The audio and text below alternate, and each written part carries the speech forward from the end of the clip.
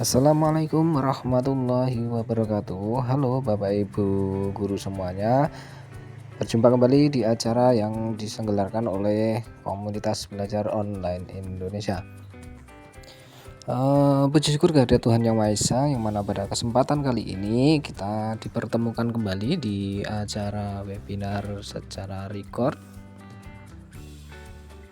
Perlu diketahui bahwa Bapak Ibu, kami biasanya mengadakan webinar secara record seperti ini dengan tujuan agar Bapak Ibu semuanya bisa menyesuaikan waktu luang Bapak Ibu untuk mengikuti webinar kami. Dengan harapan tersebut, semoga nanti apa yang disampaikan dalam video yang kami tampilkan bisa Bapak Ibu pahami, bisa Bapak Ibu terapkan di dalam pembelajaran Bapak Ibu semuanya. Demikian sebagai sambutan awal kami. Selamat menyimak apa yang kami sajikan nanti. Semoga nanti Bapak Ibu guru dapat mengikutinya dengan baik. Demikian, selamat mengikuti. Wassalamualaikum warahmatullahi wabarakatuh.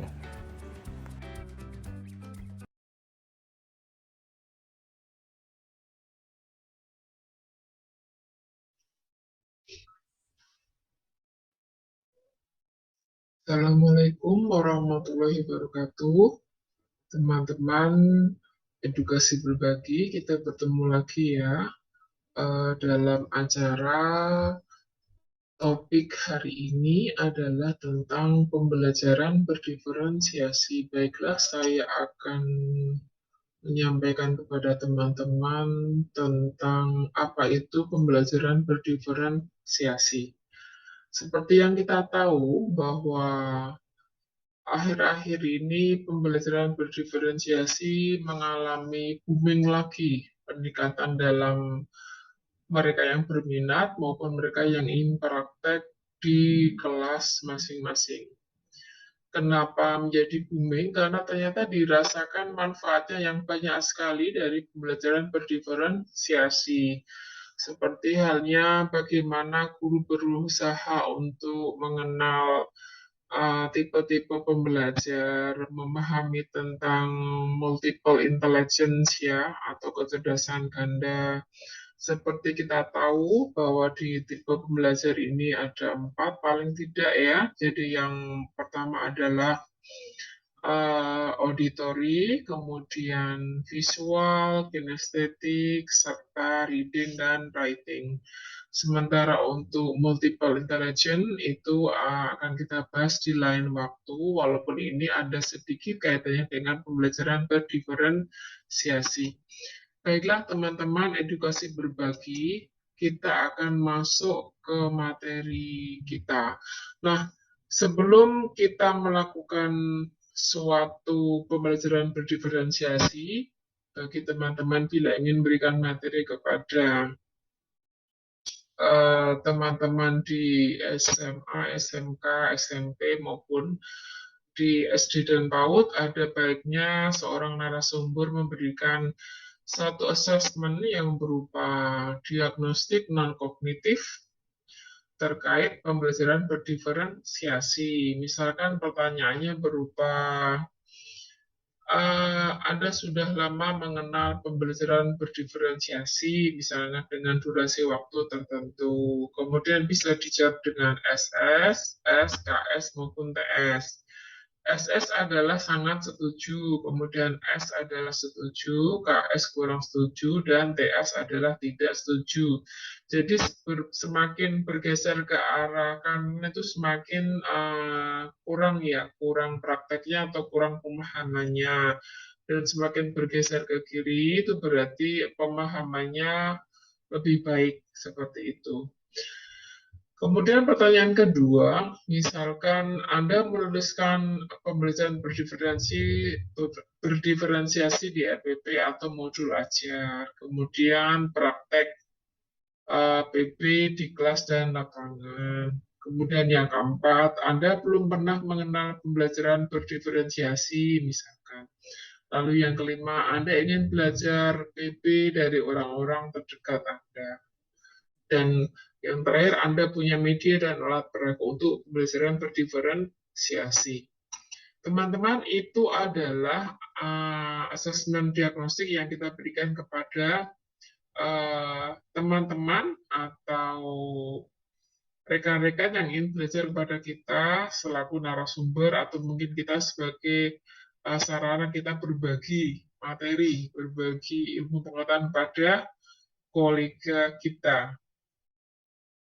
Baik, apa itu differentiated learning instruction (DLI), kadang-kadang disebut dengan DB, pembelajaran berdiferensiasi.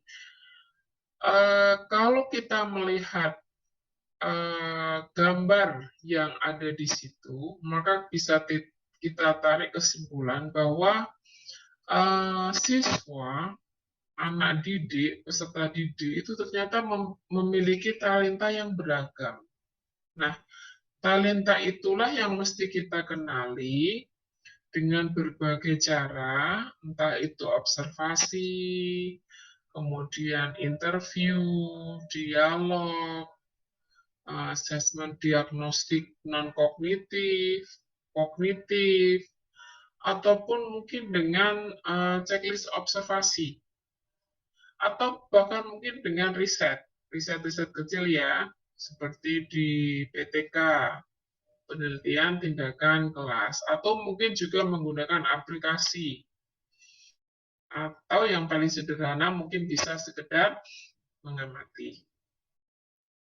Nah, terkait talenta yang akan kita optimalkan, kita ingin tahu lebih jauh sebelum masuk ke materi, sebenarnya siapakah yang pertama kali melakukan atau tertarik atau melakukan riset terhadap pembelajaran berdiferensiasi.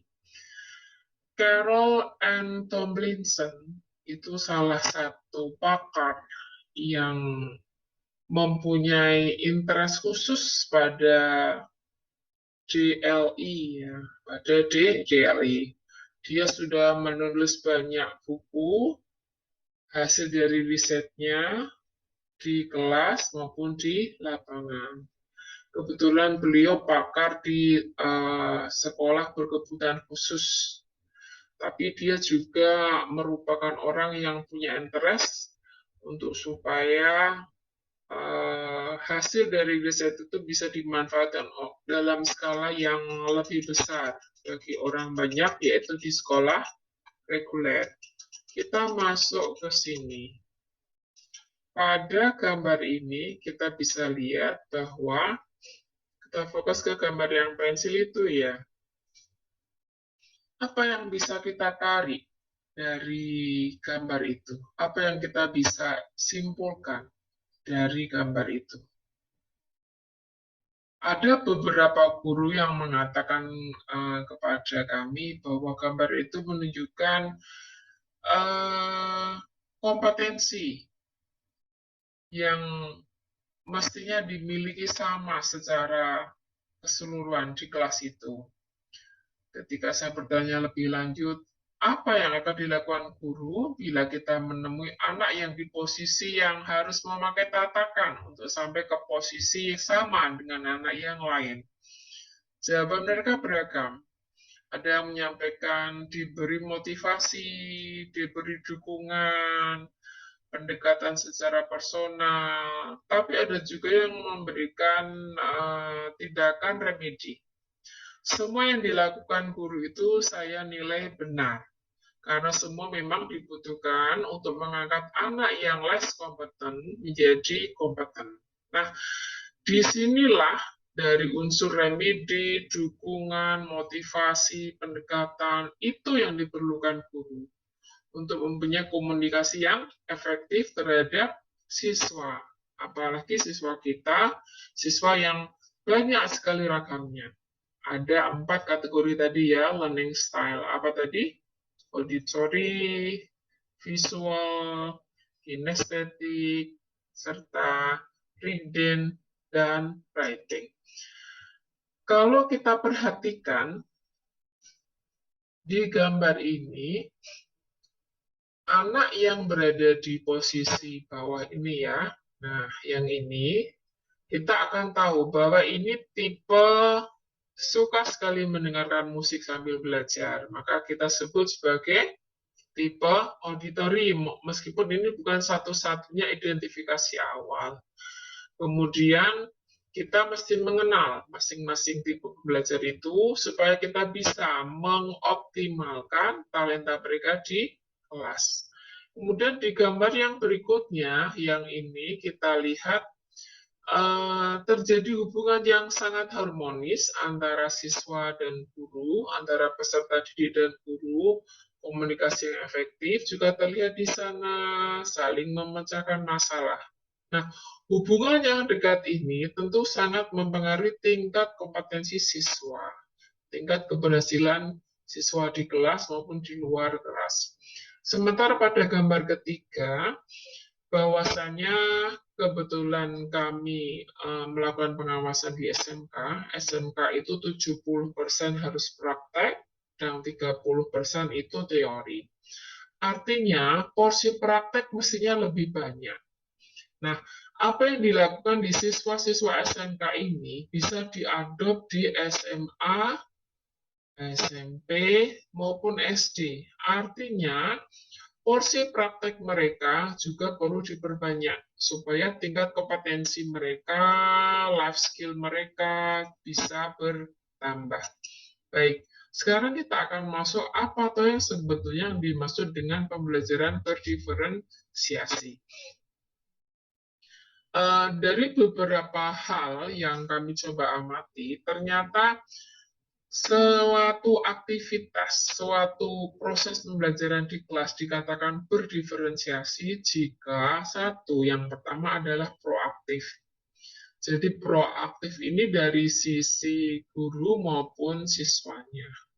Bagaimana guru yang proaktif? Guru yang proaktif ditandai dengan perencanaan dia yang sangat matang di dalam RPT, di dalam lesson plan, atau yang sekarang disebut dengan modul ajar.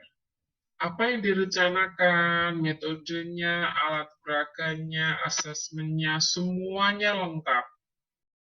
Dan itu sebagai langkah awal untuk dia melakukan kegiatan di kelas. Kemudian yang berikutnya adalah ada kombinasi antara guru besar, guru kecil, dan individu.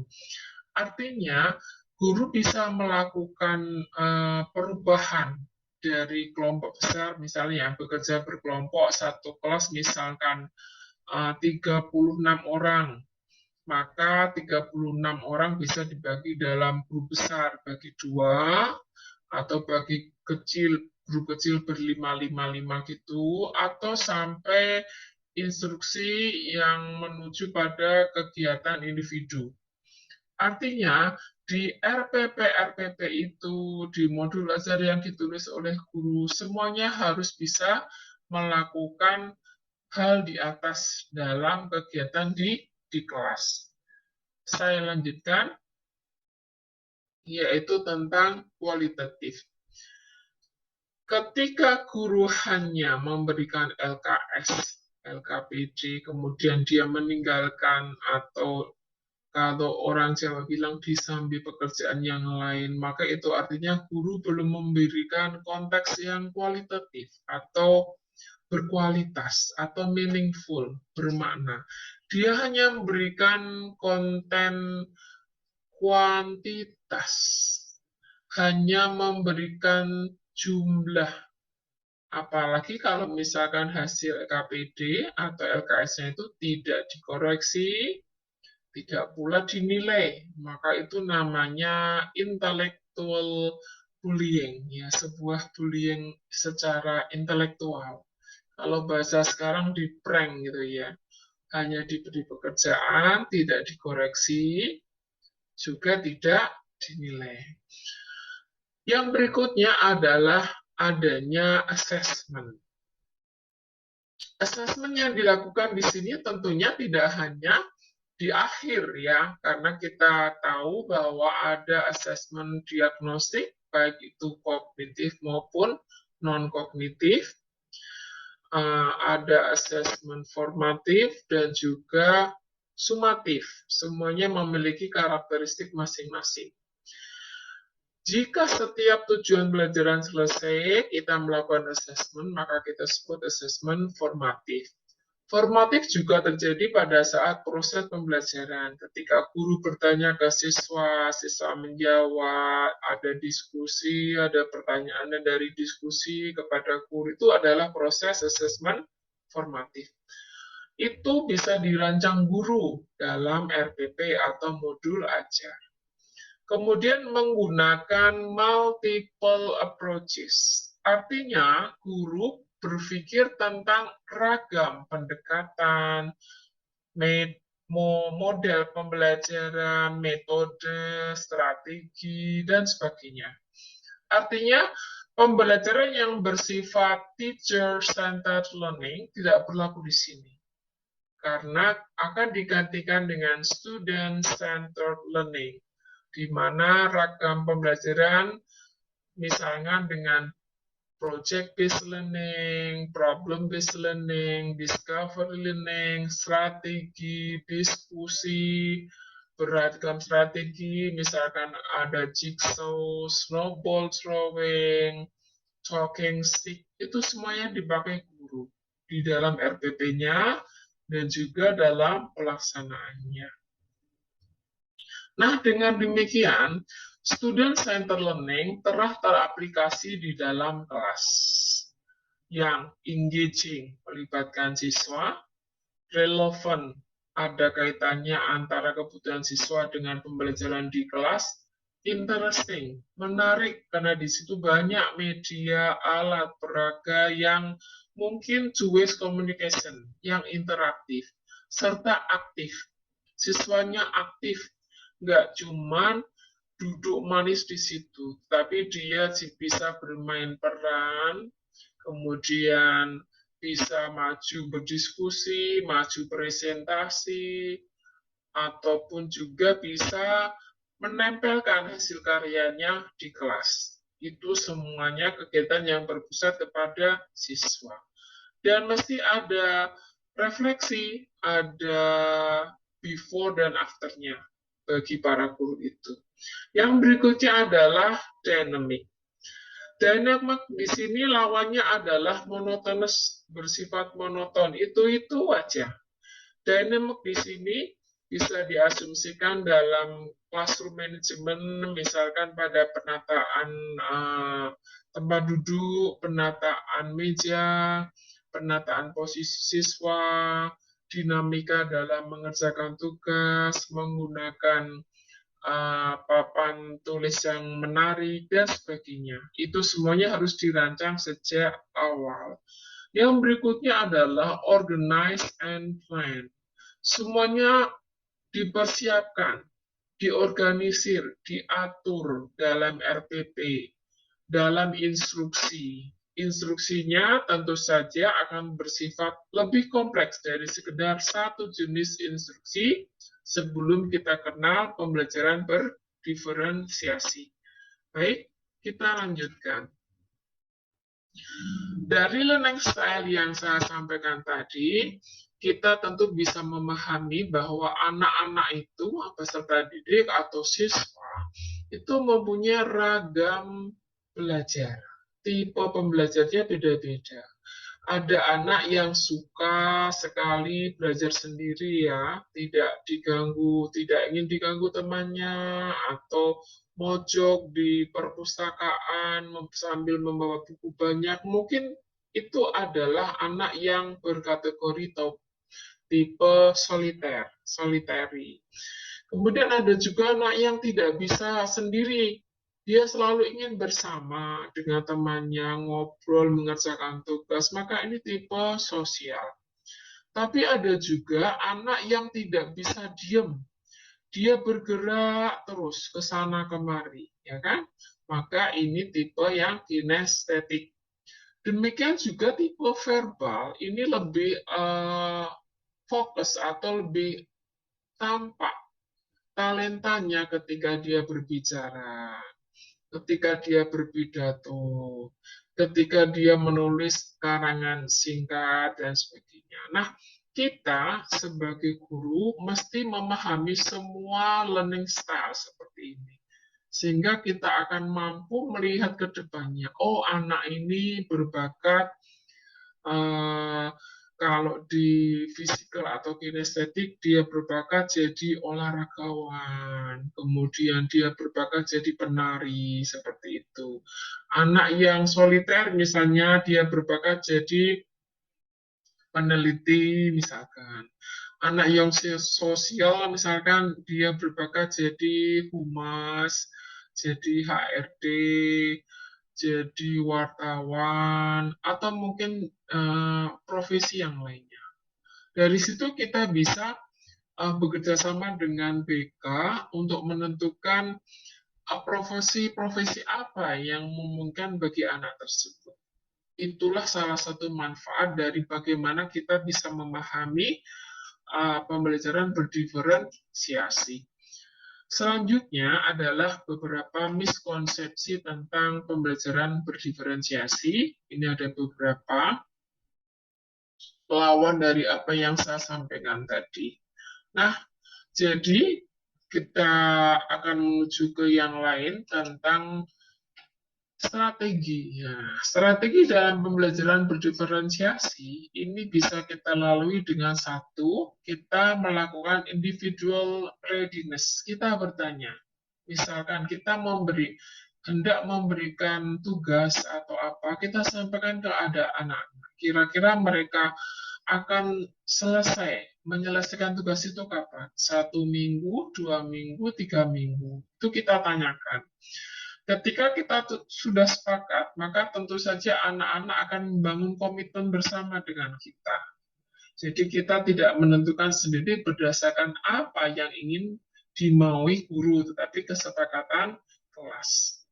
Kemudian komplement, saling melengkapi ya antara guru dan siswa. Kekurangannya apa dijelaskan, bagaimana siswa dan siswa yang lainnya saling melengkapi. Kemudian kita juga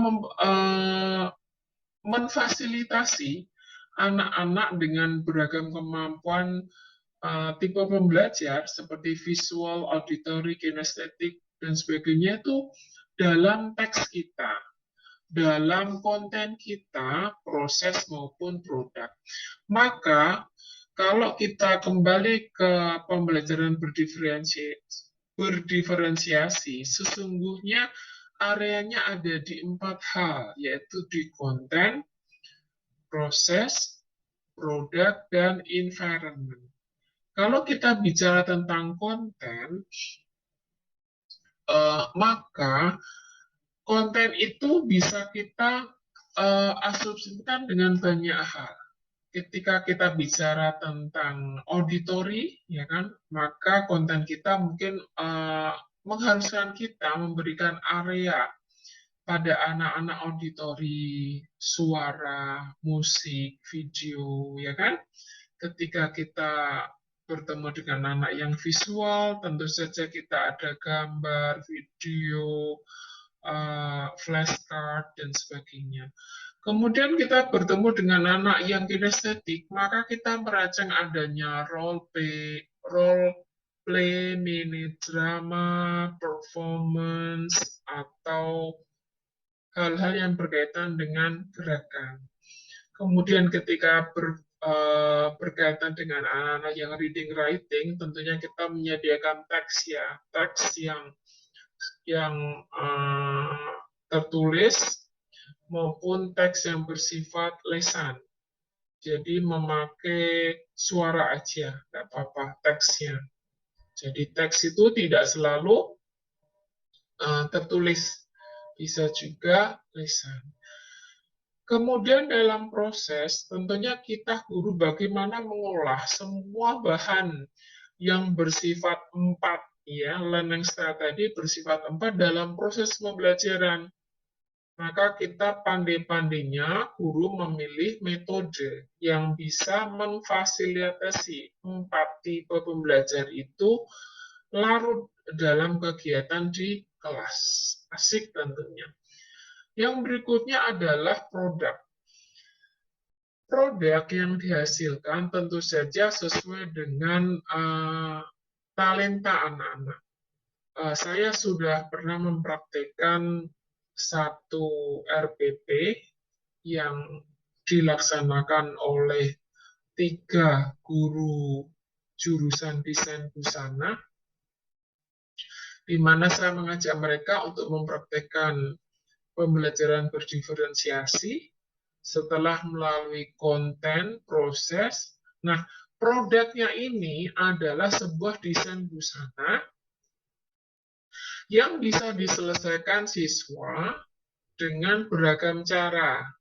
Ada yang menggunakan aplikasi desain busananya, waktu itu desain baju malam ya, baju malam, gaun malam.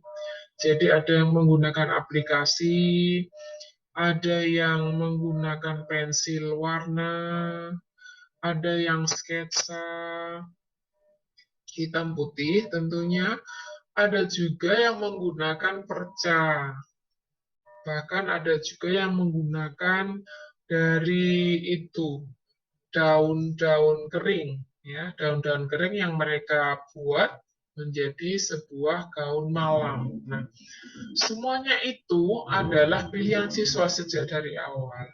Kita perkenalkan bahwa mendesain gaun malam itu tidak selalu harus menggunakan pensil warna, pensil biasa. Ternyata banyak cara yang bisa kita gunakan. Kemudian yang terakhir adalah eh, berdiferensiasi dalam konteks environment. Nah, terkait environment, maka guru bisa melakukan banyak hal, ya, masuk ke dalam ranah pelaksanaan KBM di kelas.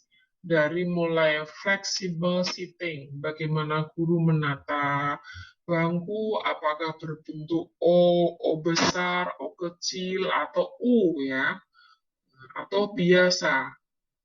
Nanti lain kali kami akan sampaikan tentang classroom management. Kemudian yang kedua, terkait tentang growth mindset. Mindset bertumbuh. Artinya, guru memfasilitasi peserta didik atau siswa untuk bisa mendapatkan label kompeten, maka siswa diberi fasilitas untuk remedi, untuk mendapatkan peer teaching dari sesama temannya, dan segala strategi yang lain. Lalu ada risk taking, berani mengambil risiko. Apa itu? Itu adalah bentuk dari responsibility dia, tanggung jawab dia, untuk melakukan tugas sesuai dengan schedule yang dia anggap selesai. Bisa jadi dia selesai 3 hari, seminggu, tergantung bagaimana dia merasa mampu untuk melakukan tugas itu. Kemudian adalah independence. Apa itu independence? Nah, tidak tergantung ya, tidak tergantung dengan yang lain. Bagaimana kita menciptakan anak yang mandiri. Anak yang mandiri punya tanggung jawab sendiri, melakukan hal dengan semua kemampuannya. Tetapi di sisi lain, dia juga bisa berkolaborasi. Artinya, dalam satu RPP ini misalkan kita mau fokus ke independence, maka mungkin di RPP yang lain kita bisa masuk berkolaborasi, bekerja sama dalam kelompok kecil, kelompok sedang, atau kelompok besar. Lalu ada fairness, ya, ada kejujuran. Bagaimana kita mengajarkan pada siswa bahwa apa yang dilakukan, tugas yang dia berikan kepada gurunya, itu semuanya adalah jujur pekerjaan dia sendiri, bukan atas bantuan orang lain. Artinya dia menunjukkan kompetensinya dengan jujur. Dia juga menyampaikan dengan jujur kesulitannya apa, dan guru juga punya kewajiban membantunya. Itu adalah salah satu ciri-ciri pembelajaran berdiferensiasi. Yang kemudian yang berikutnya adalah equality, adanya kesamaan antara yang less kompeten dengan kompeten itu sama. Sama dalam kita mengajar, tetapi treatmentnya beda. Anak-anak yang less kompeten, yang kurang mampu, otomatis guru harus mempunyai trik yang lebih untuk supaya mereka sama-sama kalau istilah dulu namanya KKN ya, sudah passing grade, melewati passing grade. Yang dilakukan apa tadi? Bisa motivasi, bisa dukungan, bisa juga remedi, bisa mungkin private course sama gurunya. Dan yang terakhir adalah diversity, perbedaan. Artinya apa? Guru menghargai perbedaan, bahwa setiap anak itu unik dan berbeda. Itulah esensi dari pembelajaran berdiferensiasi. Terima kasih atas waktu yang diberikan. Semoga bermanfaat untuk kita semua. Assalamualaikum warahmatullahi wabarakatuh.